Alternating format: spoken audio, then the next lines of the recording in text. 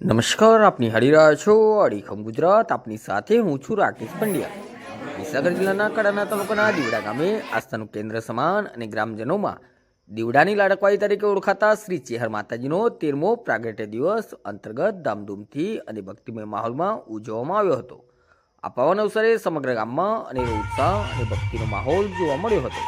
આ ધાર્મિક મહોત્સવ નિમિત્તે સમસ્ત ચેહર પરિવાર આયોજિત રાજપૂત ચંદુસિંહ કાળુસિંહ તેમજ ભુવાજી જયપાલસિંહ ચંદુસિંહ દ્વારા વિવિધ ભવ્ય કાર્યક્રમોનું સુંદર આયોજન કરવામાં આવ્યું હતું.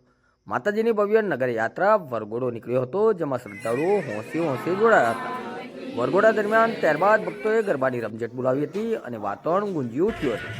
ધાર્મિક વિધિ બાદ સમસ્ત ગ્રામજનો અને ભક્તો માટે મહાપ્રસાદનું આયોજન કરવામાં આવ્યું હતું. આ શુભ પ્રસંગે મોટી સંખ્યામાં ધર્મપ્રેમી નગરજનો અને આસપાસના વિસ્તારમાંથી પધારેલા ભાવિક ભક્તોએ ઉપસ્થિત રહીને માતાજીના દર્શનનો અને પ્રસાદનો લાવો લીધો હતો.